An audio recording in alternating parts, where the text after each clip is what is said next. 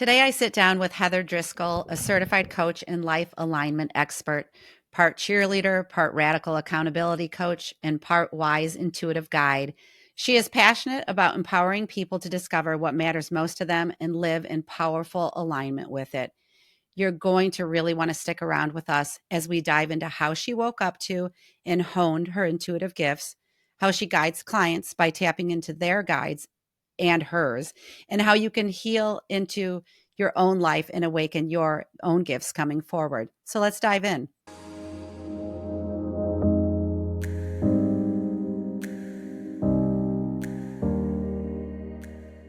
Welcome back to Mystical Sisterhood. This is your host, Maureen Spielman. I am with Heather Driscoll today, sister of the amazing Tracy Ellert, whom I know through my own sister, Carrie. Tracy reached out to me a year ago saying, interview my amazing intuitive sister. And some time went by as I got my stuff together in terms of having a podcast. And here we are. But as I met Heather last week for the very first time, we agreed that this is divine timing to share her gifts with the world. So welcome, Heather. It's so wonderful to have you today.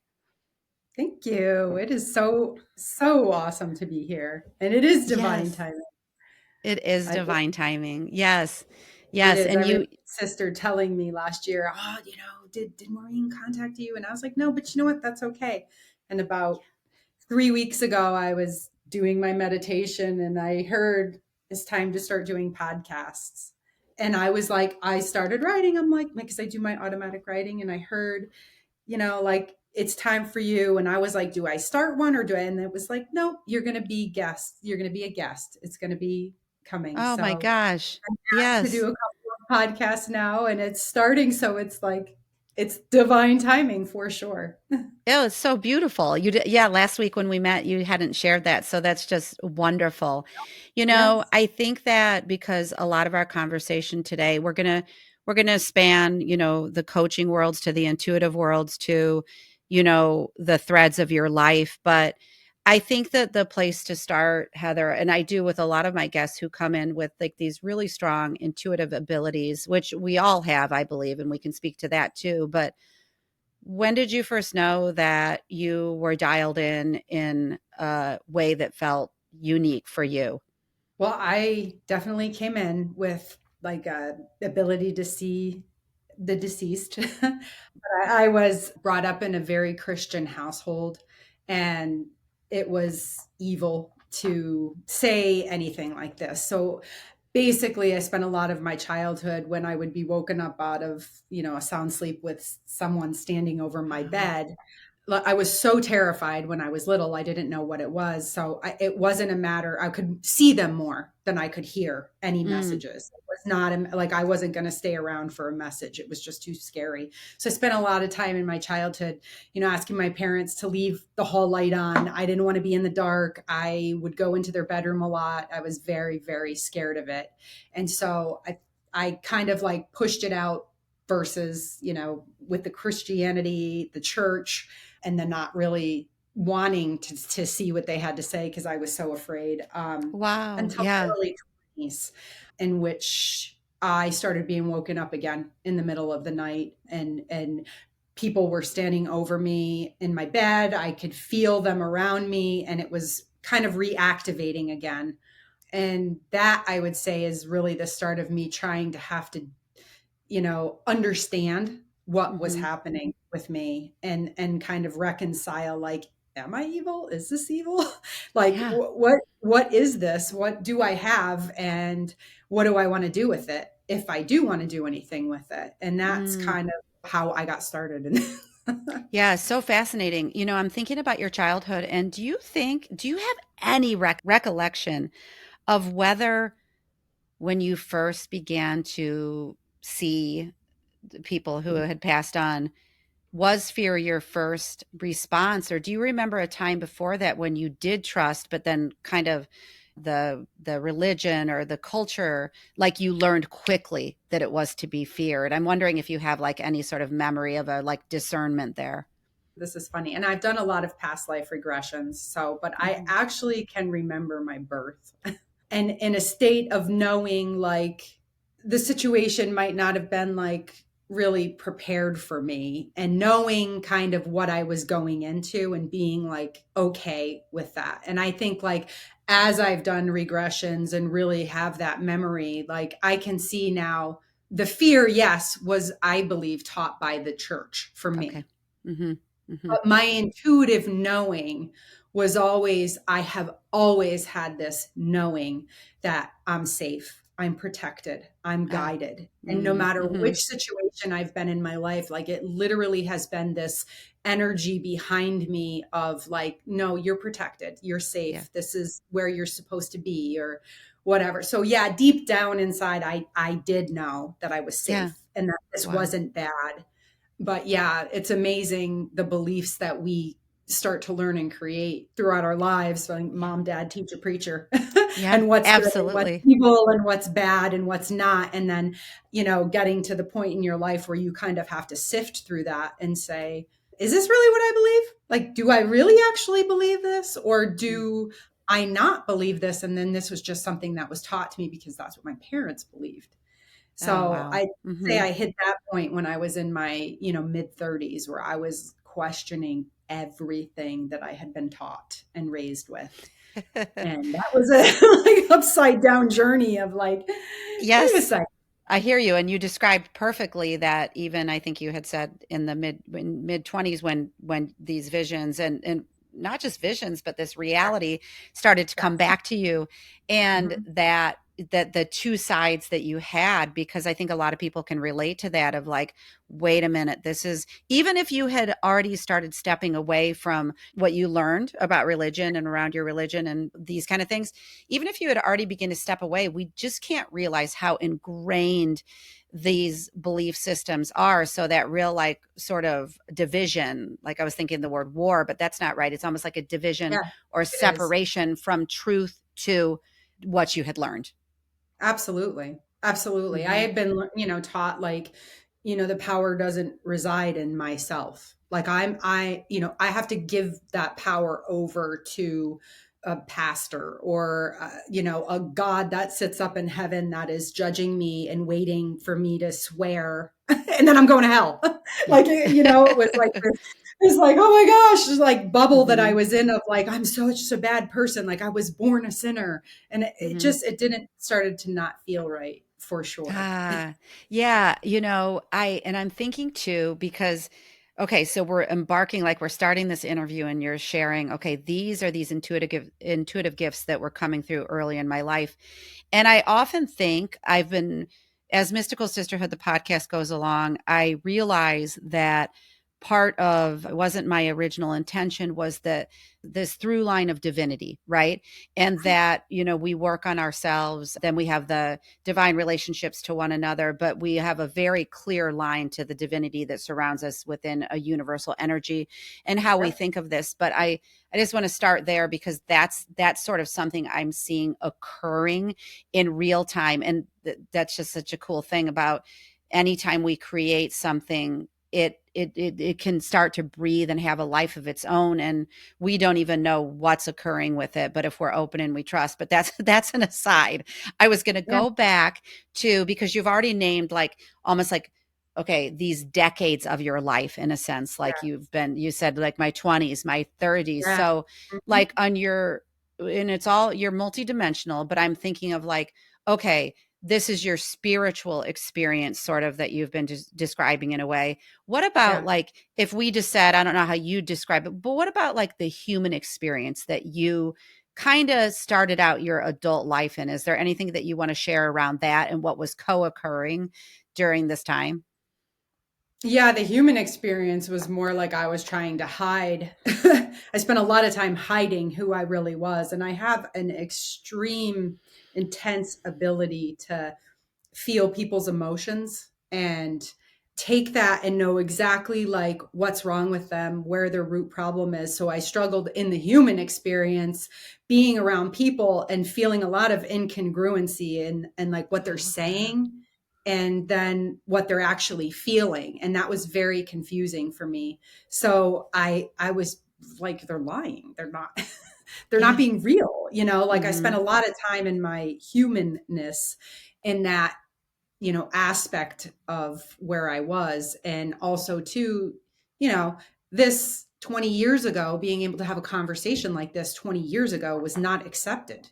I Mm-mm. mean, even when I met my husband, it was like he knew that I would like kick him off the side of the bed because I would wake up because someone was standing over me and he would be like, "What are you doing?" And I'm like, "There's somebody there." But that was like the extent. It wasn't like literally like I can really have a conversation with people that have passed. And so it wasn't really widely talked about, and it felt like there was a big part of me, like I always had this deep longing to work with people and help people. And I had that my whole existence, even when I was little. Like I would have teachers confide in me, and Mm. and I was like, why is like this 50-year-old teacher confiding in this fourth grader? Like, Mm-hmm. what is the deal? But I attracted people like that my whole life. Even in the grocery store line, I'll be like, by the time I get through the checkout, the person behind me has told me their whole life. Yeah. And it's just that ability to like hold the space for people Oh. and be able to people to be able to come in and feel that energy that they're heard. And that didn't start with me in my human existence until my mid 30s, where I was like, okay, something's going on here and I really need to look at that and start digging deeper into my spiritual beliefs and into what I actually believe in. When what is it that I want to do? How do I want to help people? And what does that look like for me? Mm. So Yeah. that Yeah. that's been a journey. Well, it's a beautiful share. I just taking a pause here to just digest the telling of that journey for you and how beautiful. I've never heard it described that way, but I'm thinking of people in my life who I Mm. know are incredibly empathic and tune into emotions as well. And I have seen it in one of my children where he will like his BS kind of uh, a probe, or the way he can pick up on someone Yeah, telling a non-truth is it's fabulous. yeah, yeah. and and I Yes. really, yeah, yes, and I think that he just did it to me a couple weeks ago, and he asked me a question, and I said I paused and thought like, got to come out with the truth here, and I said the truth, and he said that's what I thought, and I said, if I would have lied, would you have known? And he said yes. But I love that you share that, and also sharing that for the listener who has had that experience. Or even when you say that to me, I think, gosh, how much of that do I also experience? And I keep myself like in a corner, like, no, no, no, you're not. Yeah, sure, you're empathic, but you know what I mean? We don't understand or allow ourselves to kind of question like ourselves of, oh gosh, I can really relate to that too. And maybe the reason I experience things the way I do is because I'm hyper empathic or just so tuned in. Or so thanks for sharing that. Yeah, absolutely. I feel like a lot of that too for a lot of people is, when we do feel that, like we've been trained not to listen to our bodies. And our bodies are our vehicle in this life. There are vehicles, and in that they are giving us signals all the time. About it's like, when your oil light comes on in your car, you have the Mhm. choice to pay attention to that. If Mhm. you don't pay attention to it, your motor's going to blow. and So and good. it's no Yeah. different with the human body. And a lot of the work that I'm doing right now with my clients, and teaching classes that I'm going to be teaching this spring and stuff, is all about like the connection, the emotional connection with the body. And Mhm. how a lot of times, like you're saying, maybe I have that ability, maybe I don't. Everyone has that ability to be able to tune in to the frequency that's going on and say, that's a truth for me, or that's not the actual truth. The difference is, do I want to accept what I'm getting? Do I want to Mhm. accept the information that's landing in my body? Because if I do accept it, whether it's a truth or not, then my life might change. Yes. And if my Mhm. life changes, well, then what does that look like for me? And if people aren't ready or they're not comfortable to experience that change, then they will choose to ignore. Mm-hmm. So we Yes. all have the ability. We all are getting information constantly. We are energetic beings. That's who we are. We're energetic beings first and foremost. And our language is energy. We all speak energy. We've all been, there isn't one person that's not going to listen to this podcast or anything else that's not going to say you haven't entered a room where two people have been fighting and they're Mm-hmm. not saying a word. And what is the saying? Boy, you can cut the tension in here with a knife. Yeah. That's Mm-hmm. energy. People are emitting energy and you're bumping into Yes. other people's energy all day long. Yeah. And Yeah. we are choosing to either read the energy and then make a choice about that energy, or we're choosing to get the information and push it aside and deny it.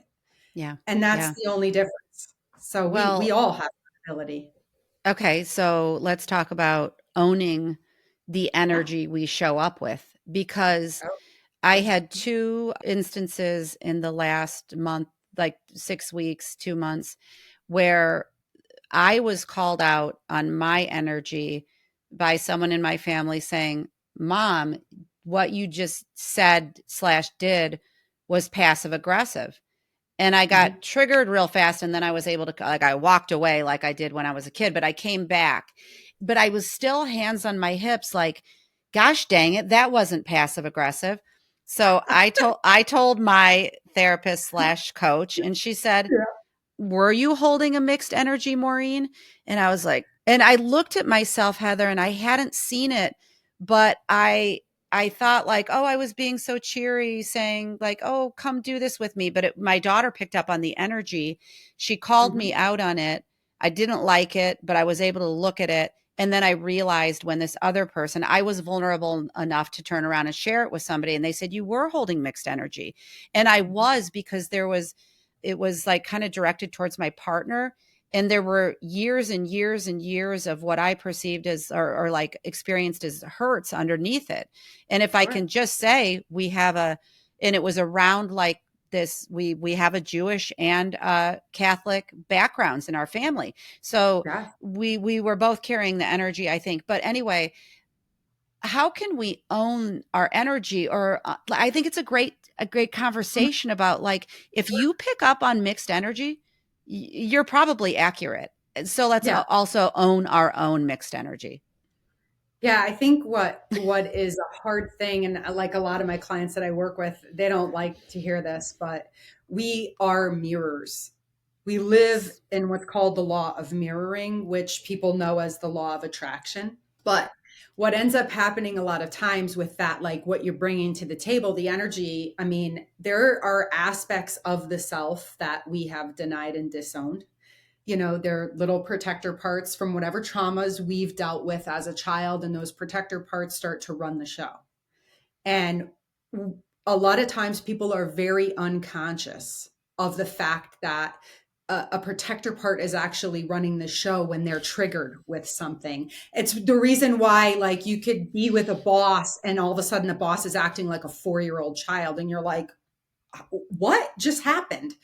That's because whatever was said or whatever energy is being brought triggered him back to the age of 4 when a very specific situation happened that was very similar. And a lot of people are not conscious of these triggers and not conscious of the parts of themselves that they've, suppressed and Yeah. denied and Yeah. disowned. And Mm-hmm. it's the one reason why people, you can meet someone and you can be like, oh my gosh, they're so angry. Like they don't even need to yell or anything, but they just are Yeah. angry. And the person can be like, I'm not angry. What are you talking about? I'm not angry at all. But Right. there's energy. They're bringing an energy to it. And guess what? They're probably showing up with a lot of people that are angry around them. And they're Mm-hmm. probably like, no, it's you that's angry. It's not me that's angry.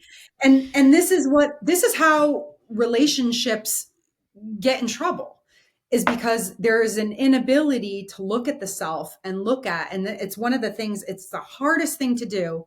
And it's a practice that I have. And when I say practice, it's literally a practice that when I get irritated with something, or I'm upset with someone, or things aren't going my way, and I start to feel like, my partner's not doing what I want, or my children aren't doing what I want, or something's not happening the right way, and it starts to become consistent, I'm like, where really am I emotionally? What am I bringing to the Yeah. table? What's my energy? What am I Mm-hmm. looking at here?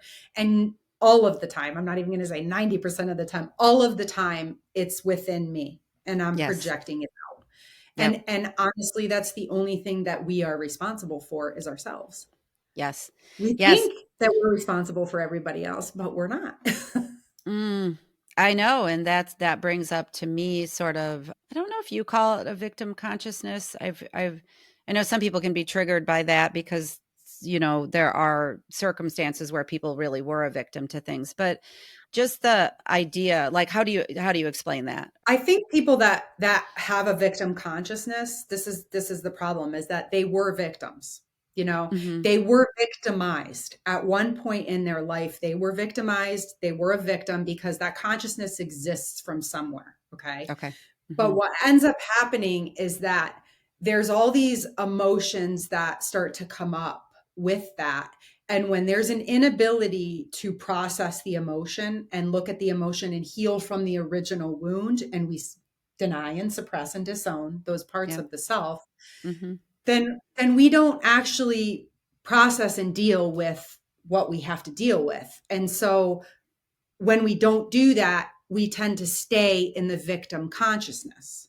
Mhm. And so, in essence, that victim consciousness is born from being victimized, but it's an inability to process through the victimization and work through the wound to get to the other side and Yeah. say, yeah, you know what? I was a victim at one point, but I actually have power within myself.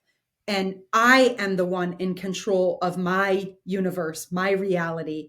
No one Mhm. else is in charge of me. Yeah. And Yeah. that's where the problem lies, in the victim consciousness. Yes. And I think that, a lot of terminology and like even the language we're using today, it's populating more and more the channels we're looking at.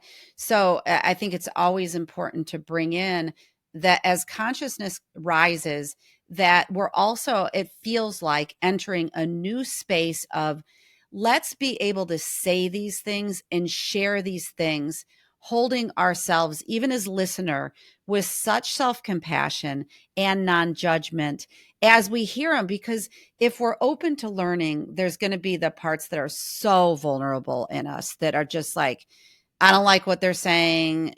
I can't relate to that. Or maybe I do see myself in it. But like, I know in my process that just coming over and over and over again with as much self compassion and understanding and sort of hand to my heart as I can Mm. allows me to transform what was existing inside, to releasing emotions. And yeah. So do you have anything to say about that? Yeah, I mean, I 100% agree with you. And I think that what ends up happening is it's hard for, when, especially with a big trauma, like any type of like abuse or anything like that, where it's like, you were victimized for a good portion of your life, and then you deny and disown so much of yourself, that little child that you have to create a protector part for safety, that you operate in that as an Mm-hmm. adult. And I feel like, self compassion at that point, when people are in that without the awareness of what's going on, inner child work is one of the things, one of the Mm-hmm. tools that needs to be done. Because if you can't have compassion for, and this is like the problem on the planet now, I mean, if you can't have compassion for yourself and for that little child, and make peace with what happened, Mm-hmm. and find that unconditional love within yourself, Yeah. and by processing what happened and processing the emotions, then it's so hard to, like the mirroring, the law of mirroring, it's so Yes, hard to it externally look is. out and see the little child within another human. and Mm-hmm. and this is what the problem is like, when you come from the place of the observer, which is what we're talking about, to be able to have that compassion and look at another human and be like, oh, they must have been so victimized at what, hurting people hurt people. This is why they're behaving this way, so that you can come from a place of real deep understanding. You have to do that to yourself first, Yes. because if Yes. you're not working with yourself in that capacity and understanding the self first, it is pretty much impossible to have that kind of compassion and empathy for another human. And Mm-hmm. this is why it's so important that the work starts with the self. Like, if we want to Yes. change the world and we want to change what's happening, it literally starts with the self. And that Yes. is like, okay, where am I at in my life right now? What don't I like about it?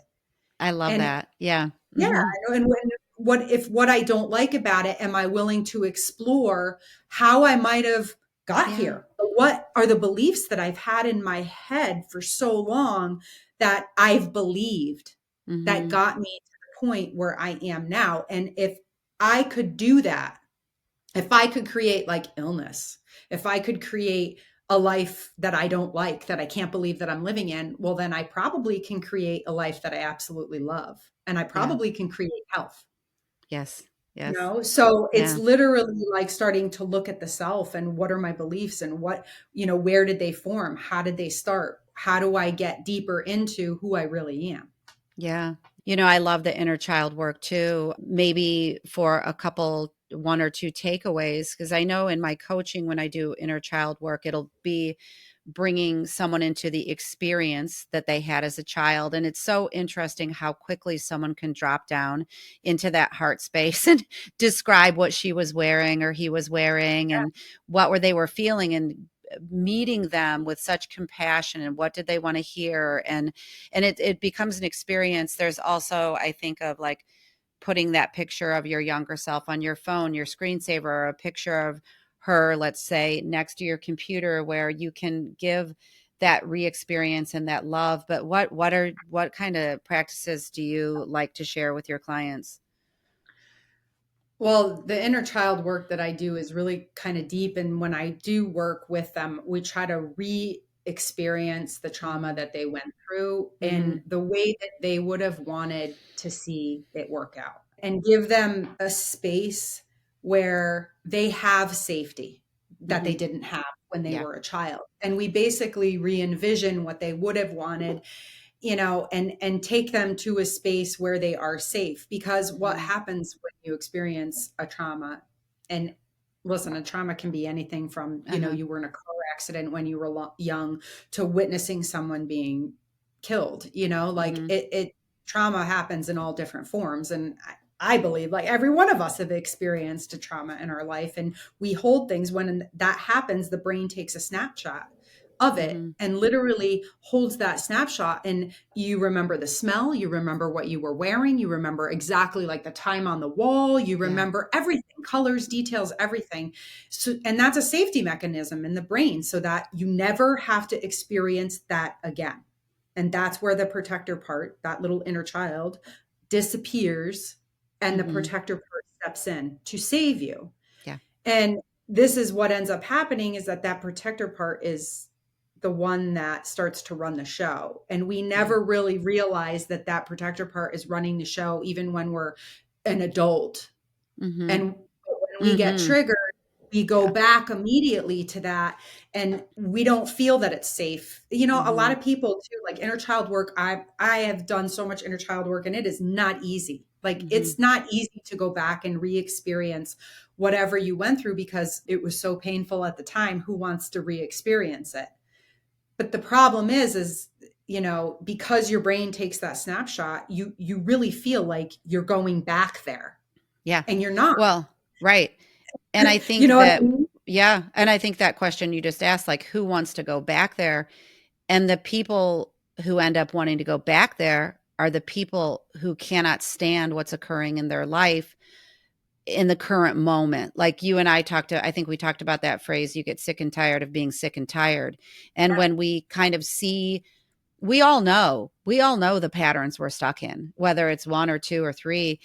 or Mm-hmm. more. We there I think like in our lives there's those for each of us. There's our soul's journey and the things that we're here to kind of work out and work on. And my thing might not be your thing or Mm-hmm. the Yeah. listeners, area, but I do think there's that aspect of something in your life is going awry and Mm-hmm.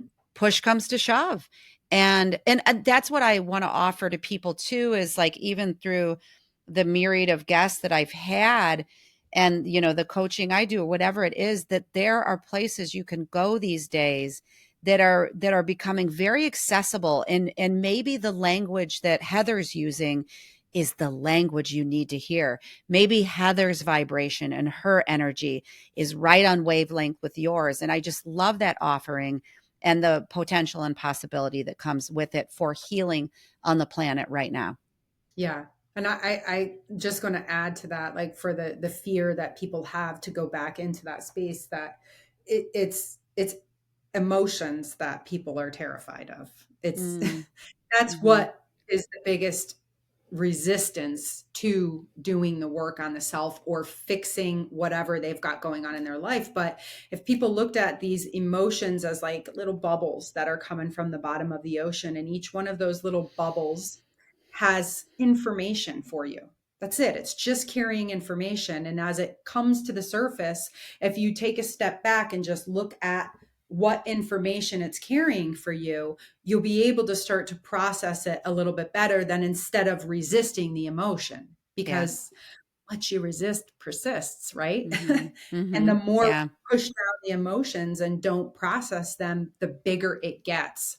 And if you don't process the emotions, it's got to come out. It's energy, right? Emotions are Right. energy in Yeah. motion, and it'll come out one way or another. And a lot of people end up getting physically ill Mhm. from not processing emotions, and that's Yeah. what I'm seeing a lot in my coaching right now. A lot of physical ailments that are unprocessed emotions. Mhm. Mhm. Yeah. So it's a Yeah. big thing. It is, and just how there's so many. I have to ask you a little question about, I know you're a parent, so I know with Yeah. my path, well, interestingly, one of the most popular episodes of the last year was consciously parenting your adult children, with Mm. my friend and colleague Nani Langenstein.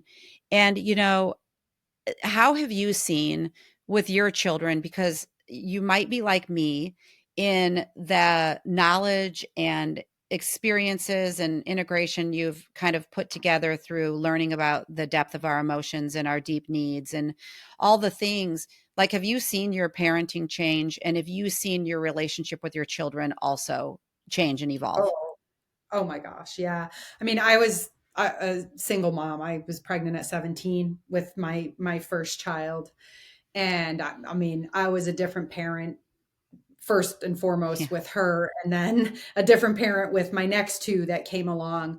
But also, when I was a young parent, it was like anxiety, very anxiety driven, and fight, flight, or freeze. Or if they didn't do what I wanted them to do, it was just like, you need to do what I tell you to do. I'm your parent, like because I said so, just do it. Where now it's like, they're actually an incredible soul Yeah. here. I see them so different, where I'm like So cool. so intrigued by them and their paths that they've chosen, and the conversations that we have now are incredible. Like my husband and I were just talking because we had just gone away this past weekend, and each one of my kids called me like 3 to 5 times in one day, and my husband's Yeah. like they call you so much. And I'm like, you know what, I'd rather have my kids call me 5 times a day than not have a Mhm. relationship with my children. Mhm. and Yeah. and it really is like, I'm real with them. I'm real with them about my emotions now. I'm real with them about how I'm feeling. They're real with me. Yeah. And it really is a relationship that has a lot of reciprocity. And Beautiful. it's Mhm. the growth is exponential from me as a parent to when I started to now. But Yes. that again is a lot of work that I've had to do. And trust me, I've had these moments, especially with my first child, where I'm like, I'm so sorry. I Mhm. had no idea what I was doing. I was Yeah. not a very kind parent. I'm so sorry. But have you also come to understand that the experience that she is having on the earthly plane is so specific to her, because I've got some of the same, like, I think for a long time, regrets is the word that comes to mind about what kind of occurred early on in my parenting. Maybe, I mean, Heather, quite honestly, during my pregnancies, and how, and Sure. so that kind of way that women can really shame ourselves and kind of just be hard on ourselves. But I think through really taking a different lens and learning more deeply about a conscious or mindful or whatever you want to call that style of parenting, that and doing the inner work, I'm way easier on myself. But I also understand it's my children's journeys, and it's none of it's by accident. And that concept that they chose us to learn Mm-hmm. specifically what they, and that's a mind blower. Yeah. It is, Hmm. especially when you look at your own parents, you're like, really? Are you sure Yeah, that I chose? yeah, And yeah, I'm super grateful I chose my parents. Like the existence I came into, like this time, I know I've lived a lot of lives before to get to the point where I'm at in this life, because, yeah, I've got no complaints about my life. My life is extremely incredible on all regard, with relationships in my life to yeah. everything that I've done. And it's a pretty incredible concept. To I know a lot of people are like, I don't think so, you know. Yeah, but when you share that, I think it's the mirror. So you've Hmm. really nurtured your inner worlds and brought so many new ways of being with yourself, and how beautiful that you see the reflection on the outside, and like everything, really being in alignment, and it's truly possible. I want to go back, because I think that the reason you and I like hit it off just in a hot second was because you also like to blend in, I believe, this idea that we do create our own reality through our thoughts, and it's an area of our life we can be very responsible for. But do you feel, before we kind of jump into how our thoughts affect our reality, do you believe that it's the emotional healing that needs to be done first? Not necessarily, Maureen. I feel like they can be concurrent. Like, how do you feel about that? So for me, your thoughts are electric and the emotions are magnetic. Okay. And Okay. they're Mm-hmm. connected. All right. Mm-hmm. So what happens is the brain, people think, is like the main brain of the human, what I believe it's the heart. And so Mm-hmm. what happens is that the heart is what creates the emotion that's Okay. attached to the thoughts. And so I feel that what happens is we think about something, and that sends a thought out, that thought sends a signal out down the line. I tell my clients, like, think of it like telephone poles down the road, and your thoughts send out a signal, and as that signal goes down, there is always an emotion that's attached to that thought. Yeah. And emotions are magnetic, and it's the emotions that is what's drawing back to you your reality. And Yeah. that's why a lot of times when we have limiting beliefs and we have unprocessed emotions Yeah. subconsciously that are sitting in there, even if you don't have an awareness, you'll have, like, a lot of my clients, like, I don't know why do I keep getting the same jerk guy? Like, why does he keep showing, like, why is it the same guy? Well, what are the beliefs that you believe about yourself and your worthiness and who you Mm-hmm. feel that you should be attracting to you? And that really is like that mirroring. But the law of mirroring really is the law of attraction, and what's actually attracting is the emotion. Yeah. And Mm. so that's why it's even more important to really be conscious of what you are feeling and Mm-hmm. thinking. Is it congruent? And if it's not, I always say, like, your life, what you got going on in your life outside, that's what's happening on Mm. the inside.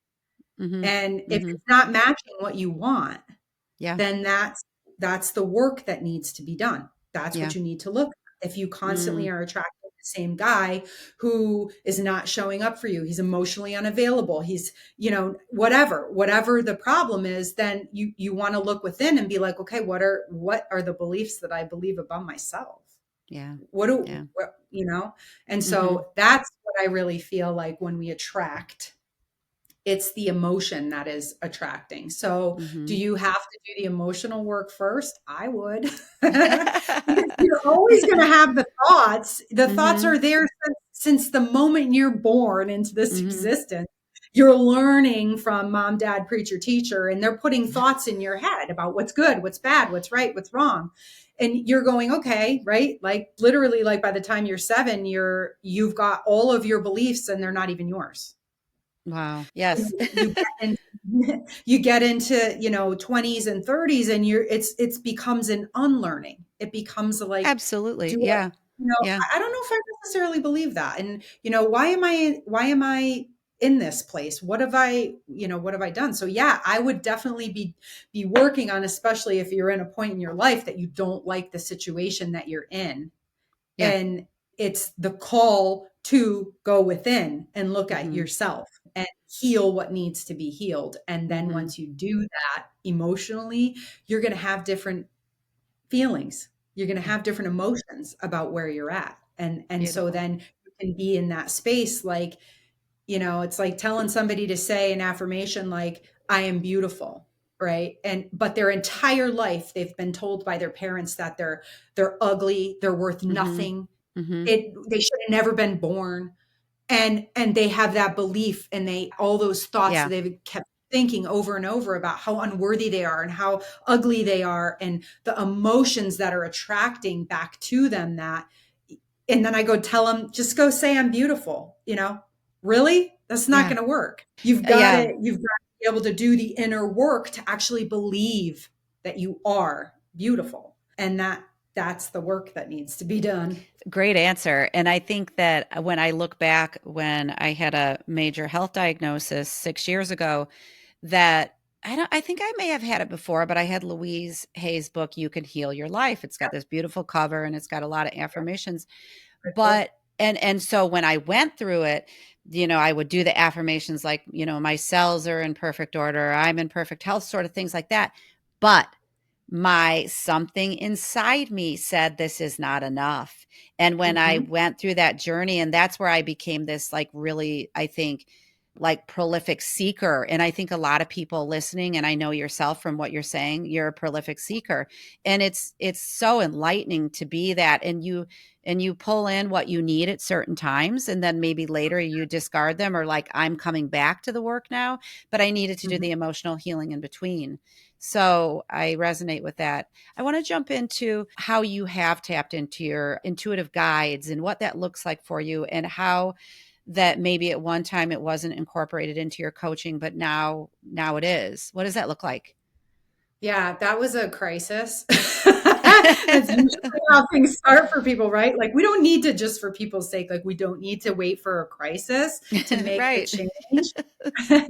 But a lot of Agreed. people get the crisis, whether it's the health scare, whether it's the, relationship scare, whatever. But I had in our business, we had a big issue happen. And it had scared me because it was like pivotal for what was happening, was like, was our business going to make it through this? And it started me on this path of like, where I had gone to a place from my childhood up, like praying to a God, like, please, God, please let this happen. Please let this be okay. Please, like pleading from a place of pleading, to like, this doesn't feel like it's working anymore for me, to going on the path of, Esther Hicks, Abraham Hicks, and Dr. Wayne Dyer, and Louise Hay, and Hay House, and downloading Hay House Radio, and finding all these teachers, to me actually working with some of the best teachers for my intuitive abilities, like Sonia Choquette, and like really starting to work on myself, and actually like who I am, my abilities that I have, how can I contribute? And I knew I always wanted to help people. So how does that show? Like, how do I want to help people? What do I want to do? And it was like, coaching for me was that I know I can take people from here to where they want to be up here. And I know, like, because I could feel the vibrational frequency of people, because that's what ends up happening, where, depression is a very low frequency. I could take them from here and then open up things for them and start to give them the tools that they need on a daily basis to start to do the work to tap into the parts that they've suppressed. And that for me was how I kind of got on this path of like, this is my jam. and Beautiful. starting to utilize my intuition and adding that into my coaching. And probably almost 20 years now, I've been meditating on a daily basis. And that in itself took my intuition to like full blown Mm-hmm. level where, Mm-hmm. I wasn't just seeing dead people over my bed, like they can communicate with me Yeah. and I can get Love that. messages and I can pass Mm-hmm. the messages, which was a whole nother thing where it's like I do have the very big ability for mediumship, and when it's necessary I use it with my clients, but it's not my main tool. My main Mm, tool is my ability to read energy I love it. and Mm-hmm. be able to use that with my clients, and that's just an added part Yeah. of who I am that I can actually bring to the table. And that's a great kind of vantage point of how are you here to support and how are you here to share your gifts. And I thank you for saying the piece about meditation, because earlier when we were talking about even being aware of our triggers, it really is a slowing down. I Mhm. talk slower than I used to. And if you can create I think that I'm going to say, like, when meditation first came on the scene, like probably 20 years ago, let's say, right? Like when we started seeing Deepak Chopra or just like different thought leaders talk about meditation in a way that hadn't been introduced before. Maybe it was in the 90s even, I don't know, but it felt far away. It felt inaccessible. It felt something that needed to have specific parameters, and you either did it or you didn't, or you were either good at it or you weren't. And Yeah. it's kind of different. And we can do you think like the portal into it or the entry point can be a lot easier than we think it is? Oh, it is, especially now on the planet. I Mhm. mean, the planet Mhm. is, Earth herself is actually in a massive change, as you can see from the weather that we've got going on. Yes, there's global warming, but there's also Mother Earth is feeling what's happening on the Earth, and she is shifting herself to accommodate what's happening on the Earth. And Mhm. I absolutely believe like now people are able to tune in and tap into themselves in ways that 20 years ago it wasn't accessible. And now it's completely accessible and easy to be able to, even if you're just focusing on the breath, just focusing on the breath for 5 minutes. I think that we're going to be seeing just a lot of more rapid changes. I had asked in this private Facebook page I have for Mystical Sisterhood, which is there for anyone to join. It's in the show notes, but I'll just have prompts. And yesterday I asked the question is about this age of Aquarius and the expansion that people are feeling or seeing or what that means to them. And so you've been working with clients for a while. Are you seeing some changes, some more readiness or allowance A lot. happening? A lot. A lot. Hmm. Yep. Where we're headed as a consciousness on the planet, you cannot take your baggage with you where we're going. Love it. And this is what I've been trying to work with my clients, where it's like, and your baggage is your denied, suppressed, disowned part of yourself that you don't want to look at. And you're seeing that more rapidly on the planet now, where a lot of people are getting sick, earlier cancer diagnosis, like all these things where it's like, what is going on? Like, I can't Hmm. believe so and so just died. I can't believe this Hmm. just, it's literally like you have the option to opt out, Yeah. or you do the work and you continue the ride, because you can't continue the ride in this age of Aquarius, going where we're going as a consciousness on the Yeah. planet. You can't Hmm. continue without doing the work. We can't be united and one Hmm. when we've all got so much baggage that we are unwilling to look at it as ourselves, because then we'll never look at the other person as the self. So beautiful. It's so yes, I love it. And thank you for adding your voice to that question. I had a recently gone to an appointment and ended something was well, it wasn't even bothering me. It was detected by my dentist. And they said, go see the oral surgeon and have a biopsy. And so I did, and I thought, oh, well, nothing will come of it. And they told me I had an autoimmune condition. And I walked out of a very mild one, and I walked out of the office like, well, I don't feel it. So I'm just going to go about my life. And then this past Saturday, I felt it. I felt it. And I would say that that was probably like 4 to 6 weeks ago that I was with the oral surgeon. And I like threw it in the trash can. I'm like, it's mild, so I don't have to do anything about it. And yet it came back to talk to me. And Yeah. that's the way I'm viewing it, is Maureen, it's calling you to rise higher. It's calling you to be very interested in what it has to say to you. And for a moment I was like, well, this sucks. I don't like it, because it was something else like that was calling me back into my body. And Mhm. I didn't like it, but only for a hot second. And then I said, what is it here for me? And I felt like it was here for some refinement around nutritional kind of clearing. And and yes, there's more emotional. But it took me a minute. Even though I've been through health stuff, even though I know the body speaks to me, I didn't listen when it first cropped up. And usually too, like what I see with my clients, and also have the ability, like when I work with my clients, like medical issues and stuff too, like I can see blockages in the body. And like I have really come to notice that specific areas in the body that get congested, or cancers, or autoimmunes, or things like, if it's affecting your jaw, like you're up in your throat chakra here. And when you're in your throat chakra, literally it's, the back of the neck, like right down the top of the shoulders, your thyroid, your throat, your jaw. And that's all about speaking your truth. And Mm-hmm. that's all about saying what needs to be said. And I see that a lot with my clients, where it's like, let's listen to what the body is saying. Like, look at the Yeah. body and look at the part of the body that it's Mm-hmm. affecting. Mm-hmm.